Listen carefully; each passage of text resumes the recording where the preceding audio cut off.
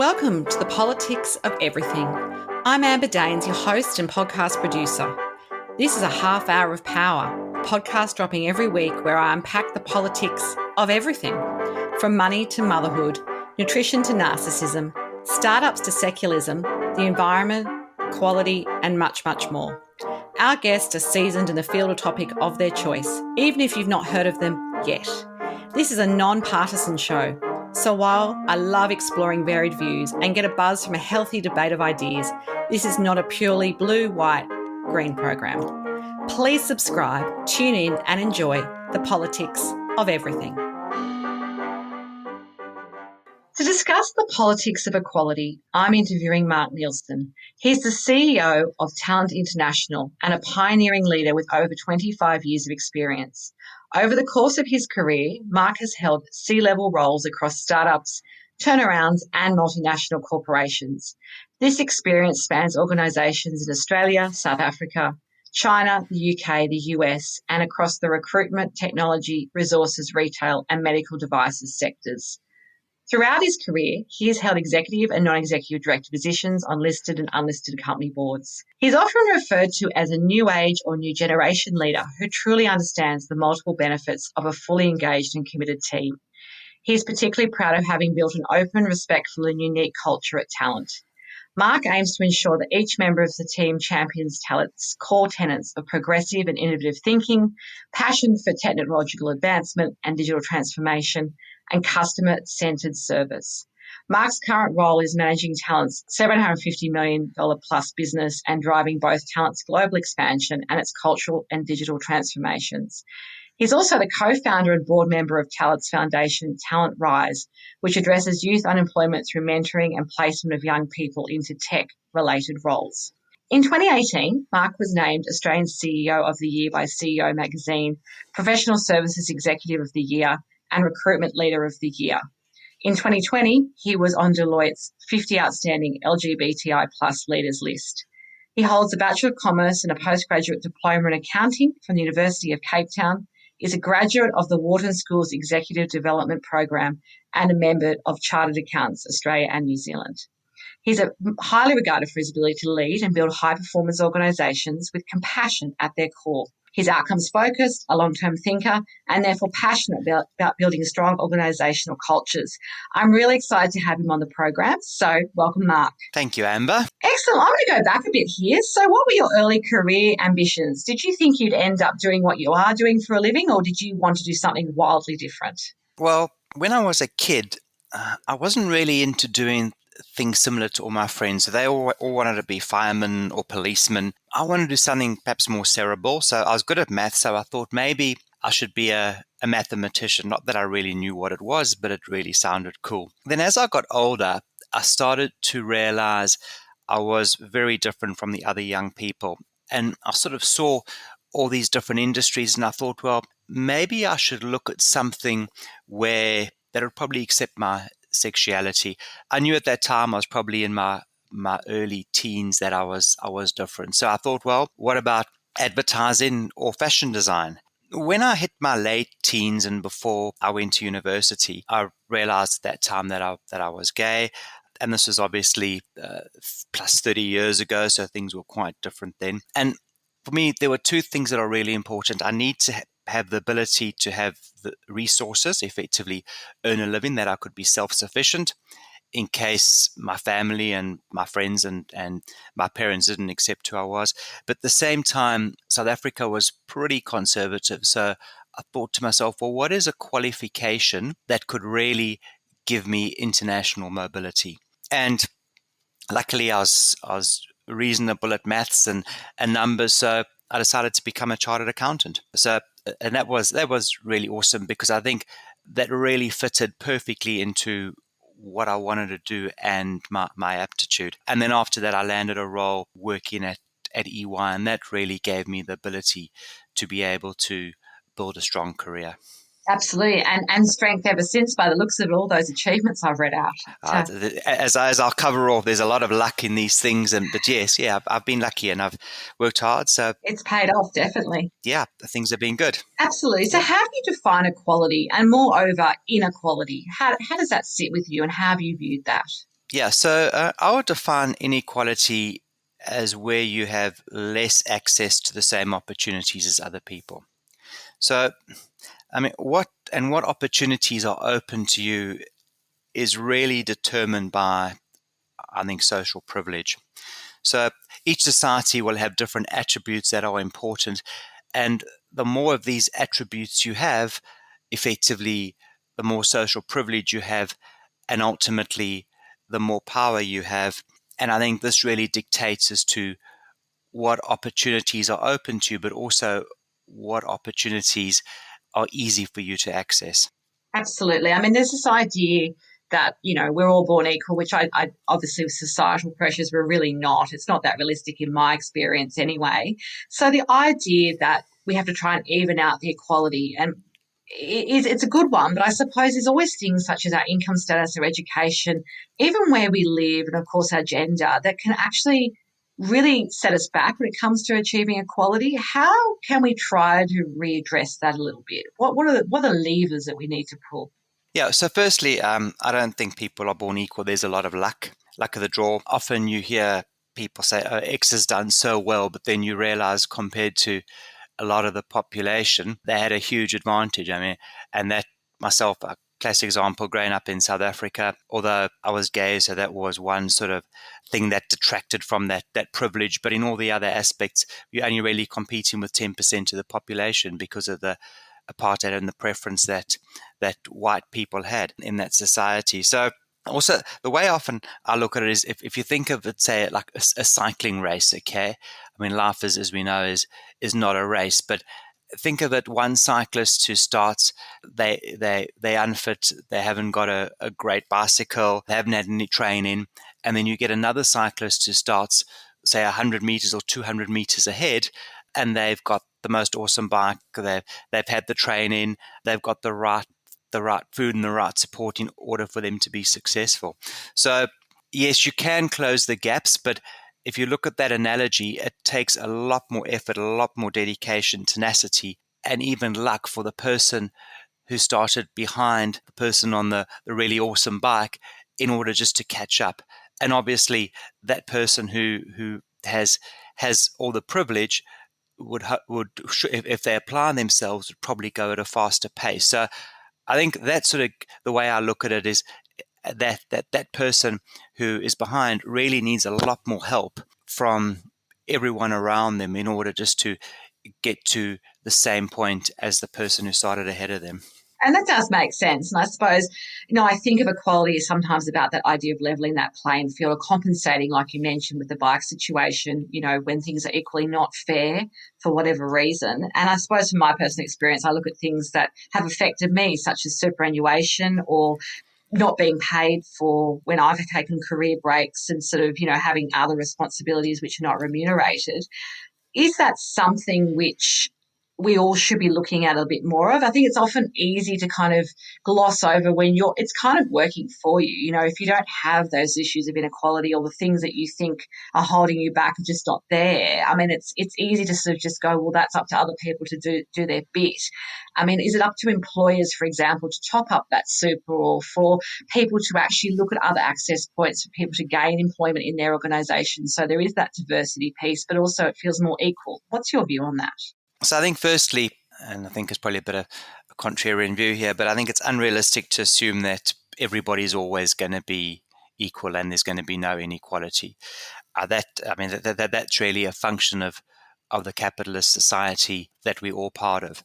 And in some ways, the benefit of capitalism ultimately is that it does motivate people and it does allow people to push boundaries and be successful. So it does create that differentiator. However, saying that, I really believe that society needs to be structured that it can actually provide access to the opportunities for people to achieve whatever they want to achieve in whatever way that really reduces that impact on privilege. And for me, one of the most important things is, and a differentiator, how people can break out of their historical backgrounds is really through having access to education and strong support services, especially healthcare, mental health, and just having that support infrastructure to give them access to the opportunities.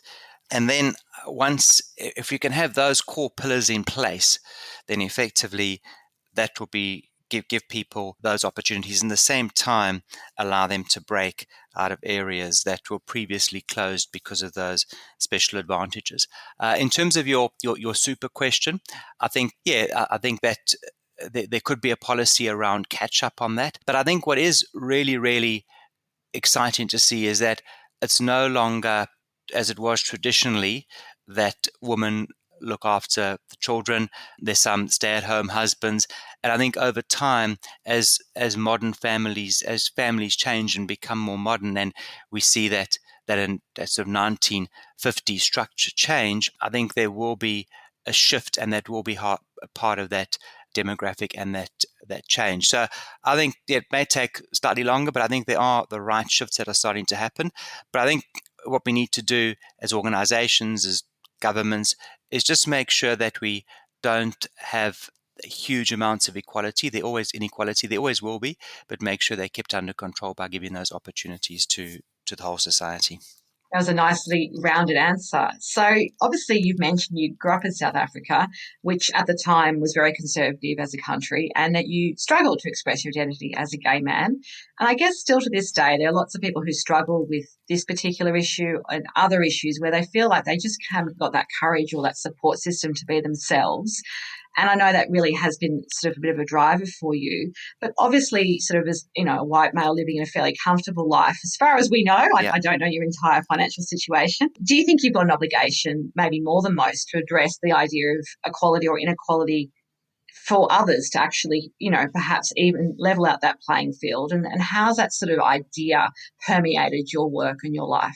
So I would say that generally gay leaders, especially Generation X boomers, probably had to struggle a little bit more and probably had to be better and probably given a few opportunities than if they were straight. But at the same time, if I just have a look at all the other areas of privilege that I've had, so for example, being in South Africa 25 years ago, white was a huge one.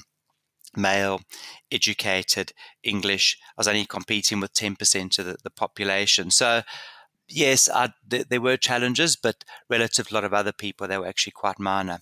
But then realizing how difficult it was just having one factor that detracted from my privilege, i.e. being a gay man, often I think, wow, imagine being on the outer edges of the privilege wheel and being an immigrant or person who's undocumented, person who's trans, a person who hasn't got secure employment, a person who hasn't got secure housing. And I realize that how privileged I am. So I think it's really important that put everything in context. But at the same time, I think having that one area which was a challenge for me creates a lot more empathy for people, and compassion. I think that is really the way I try lead at Talent, is to be vulnerable, open, and at the same time really care about people, because people don't have it easy.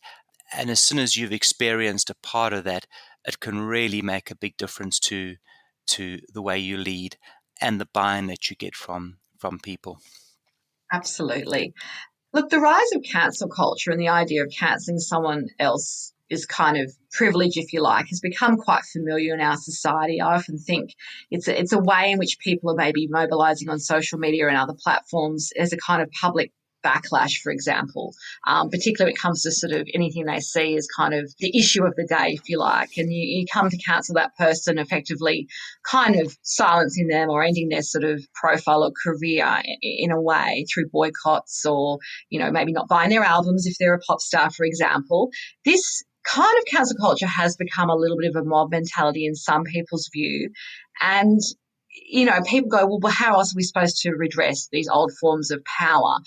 Do you think there's a role for this kind of cancel culture process to play in terms of leveling that playing field, and I guess allowing that higher profile people not always to have such a voice over those of us who may not have the same kind of platforms and voices and profile? So I think healthy debate is good, but it needs to focus on the issue that of concern rather than demonize individuals. if you just have a look at classic examples, would be Julia Gillard's treatment. Instead of focusing on the shortcomings on policy, a lot of the attack was focused directly on her as an individual. So, I mean, in the past, opinions would really only be picked up or linked to direct contacts. So now opinions are really amplified. And I think often people don't think about what they put out there and the impact that it can have on others. And I think any leader or person in a high profile position, every post that you send out, you need to think about the implications of what you're saying and how this can be hurtful. I mean, I always, before sending anything out, whether it's Instagram, I'm actually not on Facebook, but LinkedIn, I just have a thing to say, okay, well, is the message in this post or blog appropriate on the assumption that the whole world's going to read it? Okay, so that's sort of the first thing. Yeah, absolutely. And then if so, the focus needs to be on the issue and not on the groups of people. I think I've covered that. But the other thing is, a lot of people hide behind religion to justify bigoted views. So I think in the cases where people are focusing on individuals and hurting them and not focusing on the issue, or leveraging what they say because of religion, I think it should be called out, because ultimately somebody has to call out powerful people where they're not doing the right thing. But at the same time, it can perhaps go a bit overboard where there is a comment around a certain view and people once again attack the individual for their view. And I think that's where the line is. And we just need to make sure that we maintain I think we're making a lot of progress in terms of equality, but we need to make sure that people who are pushing for equality do have the voice, but the voice isn't hurtful towards others. I think that's good advice, just to keep ourselves all in check. Because I think particularly with the keyboard world, the digital warriors, there's some really crazy stuff which tends to circulate. And like you say, these are real people at the other end as well, and we need to always be mindful of that in anything that we say and do. So what role do you think business and government play in improving equality in our modern society? I mean, a lot of it feels like it's up to the individual and calling out injustice where you see it, doing your bit. And obviously that does have an impact. But do you have some examples of how perhaps it could be done better at the top, the people who already have the seats of power, perhaps either here or overseas? So business and government have the resources and really have the voice and the influence in order to set the tone. It's the same in an organization.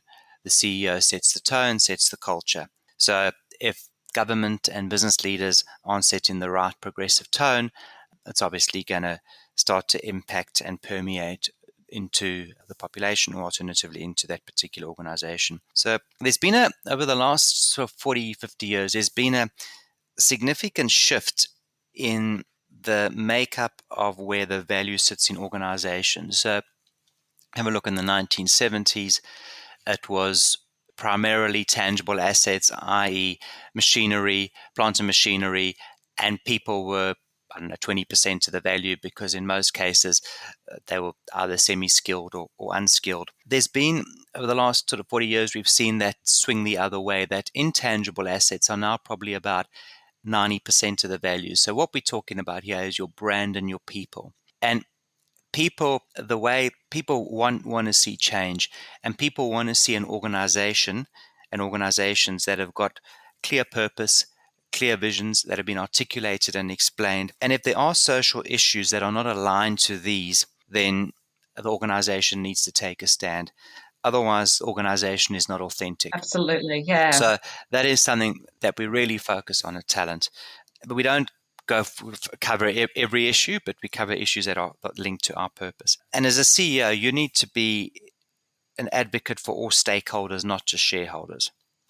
So you need to stand up for your employees, customers, partners, the community, environment, etc.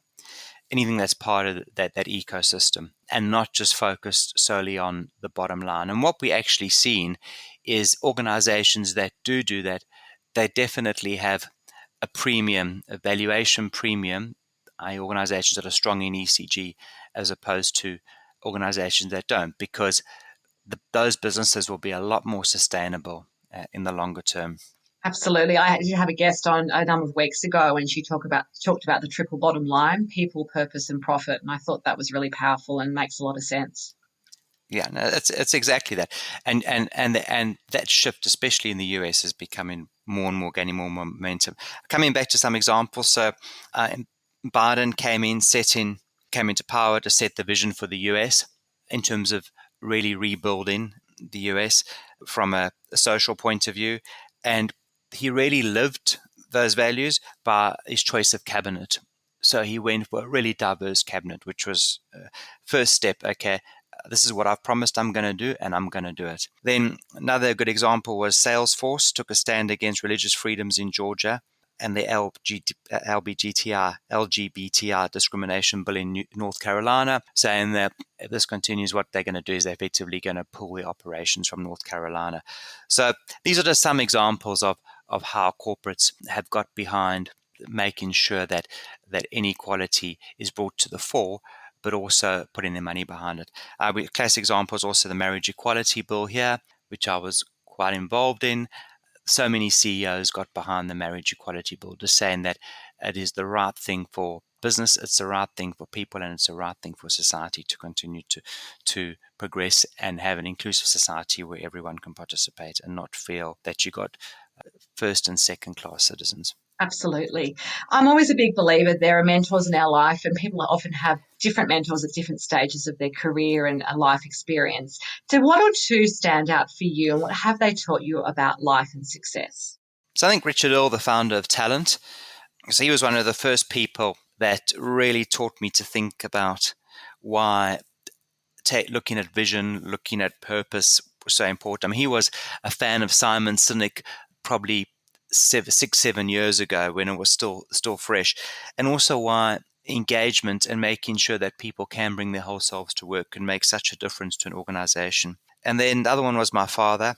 I mean, he taught me the meaning of hard work, taking calculated risk, but at the same time having a lot of compassion and really caring about people, and not just treating. He's a property developer, construction person, not just treating people as numbers, but really trying to understand what makes them tick. Absolutely fantastic. Bit of fun now. If you could Okay. choose a favourite book, song, or film, what would it be and why? And I love when people give me answers that are totally different to what I think they're going to be. So I'm hoping you can surprise me today. Okay. So I would say a song that has a lot of meaning for me is "Everybody's Free" by Quentin Traver. I mean, it is a bit cliche, but it's really got some amazing lines in it. So some of them are, "Don't worry about the future. The real troubles are the ones that blindside you on an idle Tuesday at 4 p.m." And I think that resonates so well because we're always worried about what's going to happen, and think of the things that have really upended or changed our lives, either positively or negatively. They're things that we would never expected were going to happen. All those black swans. I mean, just have to think recently we've all gone through COVID. I mean, who would have expected that? Absolutely. And then the race is long, and in the end, it's only with yourself. So I think often we spend too much time trying to think, okay, how are we doing compared to X, Y, and Z? That this is a marathon, and at the end, no one really cares anyway. So, and then I think one thing I try and install into the business: do one thing every day that scares you. So we always try to push people out of their comfort zones. If we think people have got potential, push them hard, because often a little bit of push really goes a long way. And from that, people grow and develop. And we've had some amazing stories of talent. So, yeah, I think those are probably a few from that song, which that's good. And it did surprise me. So there you go. You won that raffle today. So what would be your final takeaway message for anyone addressing the politics of equality? So, over the last 40 to 50 years, we've seen significant social change. So, some examples would be people of color effectively moved from the back of the bus to the White House, women from the kitchen to the boardroom, gay people effectively from the closet to the altar. So that's only happened within sort of from the 1960s onwards. And we also seen this accelerate. So things like Me Too movement, Black Lives Matter, Global Pride Months. So I'm actually really excited about the pace of social change that is happening in the world. And I think the more and more people that get behind it, the more and more this is going to change. In the next 10, 15 years, I think a lot of the discrimination that we've seen and the inequalities will hopefully work themselves out of the system. The biggest concern I think that I've got is really around financial inequality. This is growing all the time. And I think it's really, and as we've seen from history, when financial inequality or social class or income inequality gets to a certain point, that is when we have major issues. I mean, in the 1930s and 40s with Nazi Germany, etc., and also I think perhaps a bit of Trumpism as well. So I think we just need to be very careful. Yes, that we are making progress in some ways, but we just need to sometimes take stock and realize that, and I'm sure most of your listeners will probably fit into that category, that we just have to look after and make sure that we do in our day-to-day lives, and if we have got the opportunity to make decisions around people joining organizations or whatever it is just try and leverage and help people who need that hand up to give them access to those opportunities, because once they have them, it'll really make a difference in their lives, and hopefully it can reduce some of that inequality. Some powerful messages for us to all ruminate on. Thank you so much for your time today. If you do want to contact Mark Nielsen, there'll be some details on my show notes. You have been listening to The Politics of Everything. Until next time, keep well. Thanks so much for listening today.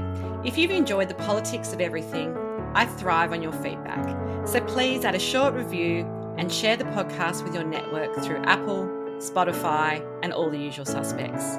I'm always on the hunt for new and diverse guests, so if you or someone you know has a fresh idea you're busting to get out there, please email me at amber@amberdanes.com and my crew will get back to you very soon.